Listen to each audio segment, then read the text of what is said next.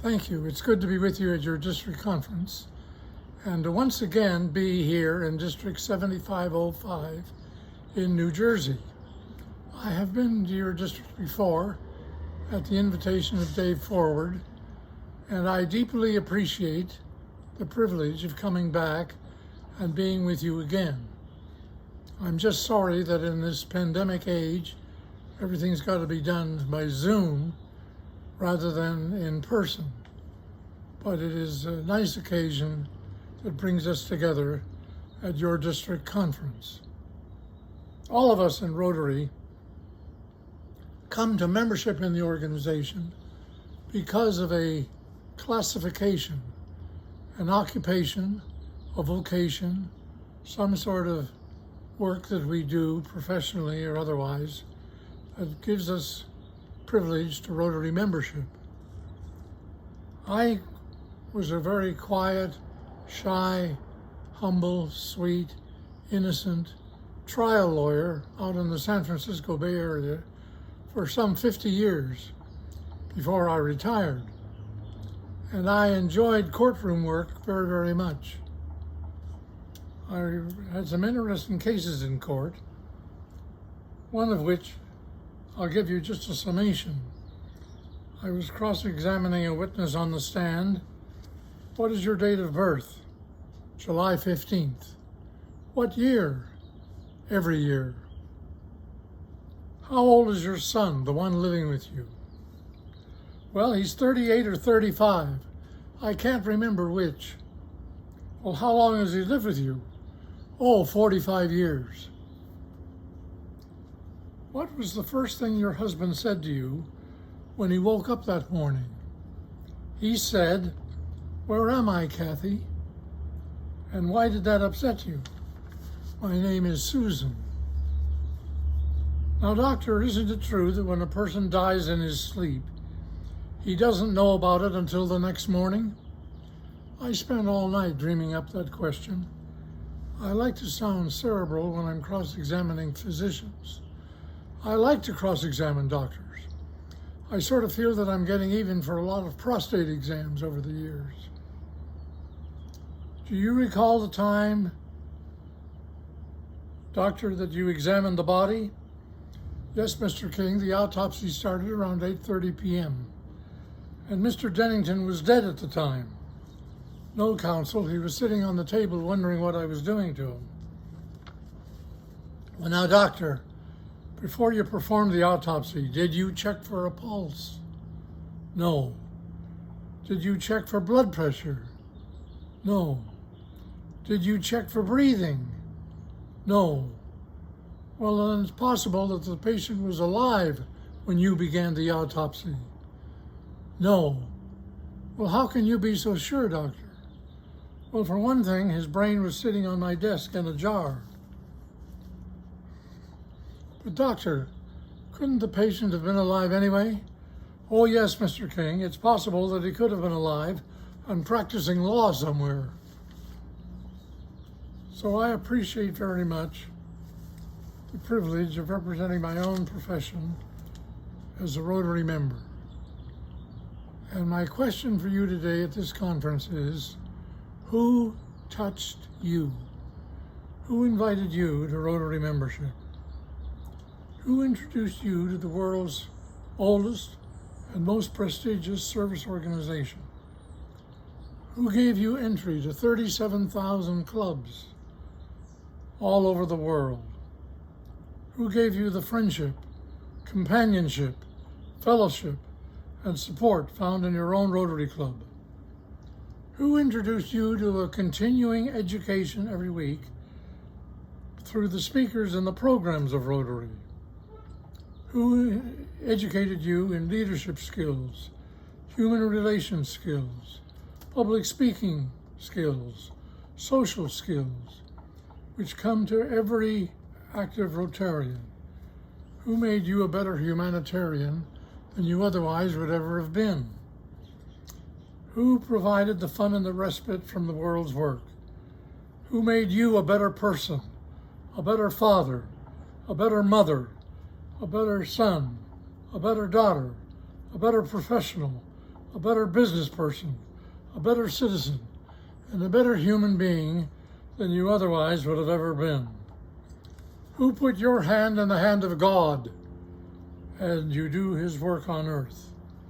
Who touched you? The work of Rotary, of course, is fast today.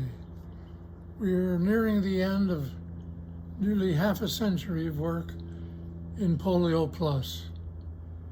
I was on the original Polio Plus committee, and I appreciate my memory of the 12 men who sat on that committee, none of whom were professional fundraisers, most of whom knew little about polio, but we sat there in the boardroom trying to figure out how we were going to raise money for polio.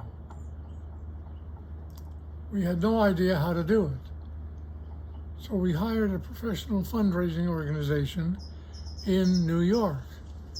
And they told us that you've got to set a goal for every Rotary Club in the world. And if you set the goal and they work the goal, they will reach the goal and you will reach your goal. The amount of money we needed to raise, we were trying to raise $100,000 to get the Polio Plus campaign underway. So we did what they requested us to do. We set a goal. We set a goal for a small Rotary Club of 30 members who for 40 years had never given much to the Rotary Foundation. In fact, their total giving in any given year was $1,000. And in total, over a 40-year period of time, they had given about $40,000 to the Rotary Foundation. We sent them a letter asking them to raise $100,000 for polio in that one year. It was a staggering amount. They had always had an excuse when the district governor came around asking for help with the humanitarian projects of the Rotary Foundation. The steel industry was in repression. The coal industry was in repression. The business community was in repression. And they always had an excuse for the governor as to why they could not raise money for the Rotary Foundation. We asked them for $100,000 in 1 year, which was more by 2.5 times in 1 year than they had raised total in 40 years, $40,000, these 30 Rotarians. And they went to work and they raised $100,000 cash for the polio campaign in 8 weeks. What happened? Same Rotarians who had always had an excuse why they couldn't give more than $1,000 a year to the Rotary Foundation. All 30 members in the club. Same club, same meeting place every week, the same members, the same menu, everything the same, except that year they had a different Rotary Club president who understood the potential for his club, who went to work and realized that Rotarians, by and large, are successful people in their private businesses and organization. And if we set goals as low in our businesses that many Rotary clubs do in their Rotary work, we would probably be bankrupt in the business of Rotary service also. So I commend you for realizing the type of person who is in Rotary, the type of individual who makes a difference, who is by and large a successful person in his private business or occupation.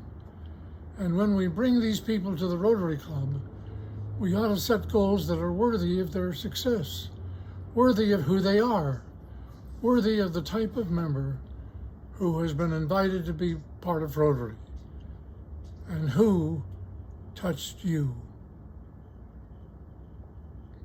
I have come across many Rotarians throughout the world who have made unusual commitments to the work of Rotary. I've often wondered why. I can only reflect on my own experience. When I was a very young Rotarian, my district governor asked me to lead a GSE team to India. I didn't really want to go to India. I wanted to go to Hawaii instead. But he said, "Rick, I've met the host governor over in India, and he is one tough son of a bitch. And I need somebody who can match him to lead my team." I was dumb enough in those days to think that was a compliment. And so he sent me off to India with 5 young Californians to do the work of a group study exchange team. We were there for about 6 weeks. I remember that we had boards to sleep on, no toilets, no toilet paper. It was a different kind of a lifestyle than I was accustomed to in California. And one day we arrived at a Rotary Club, and the governor said, "Rick, you're going to spend the night in the home of a 94-year-old Indian Rotarian in his 200-year home out in the West Indian desert."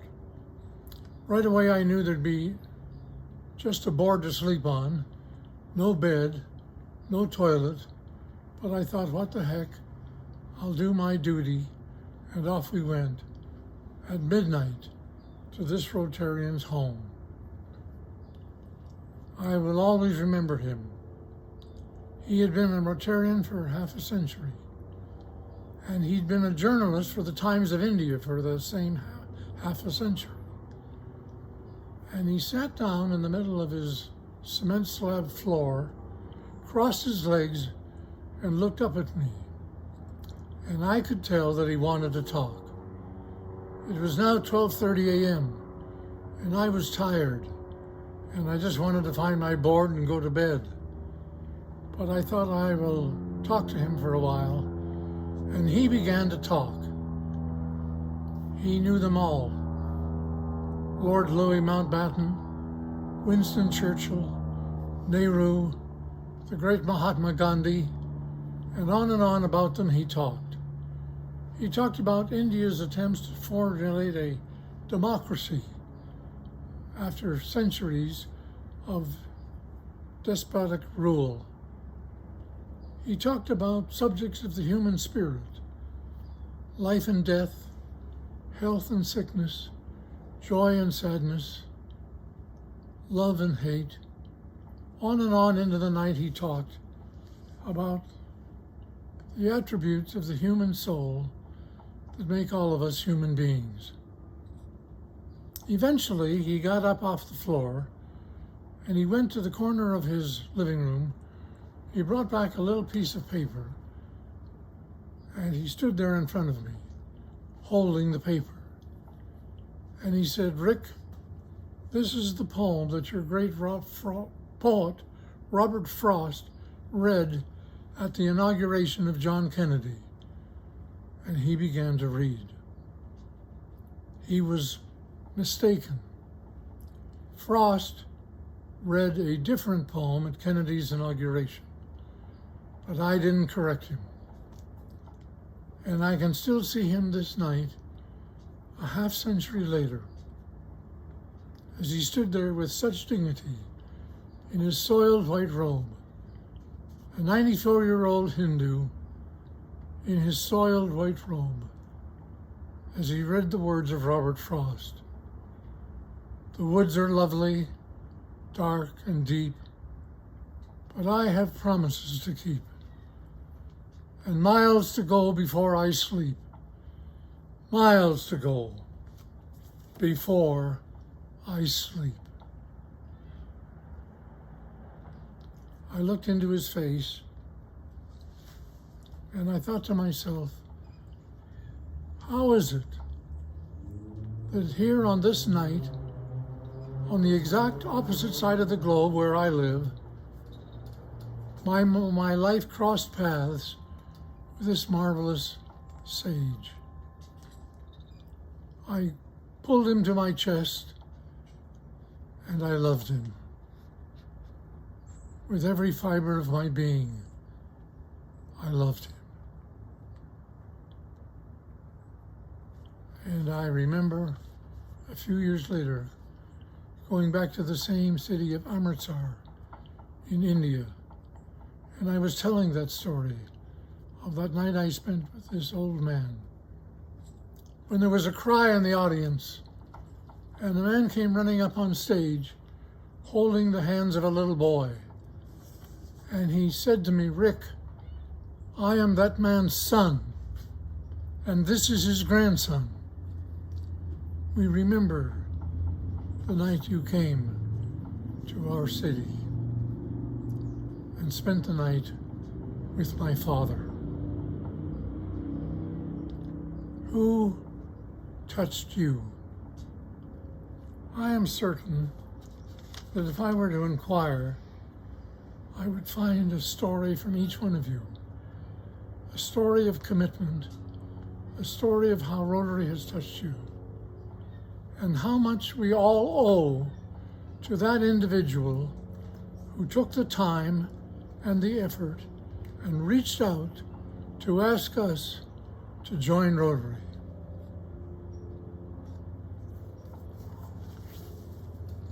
May I thank you for your commitment.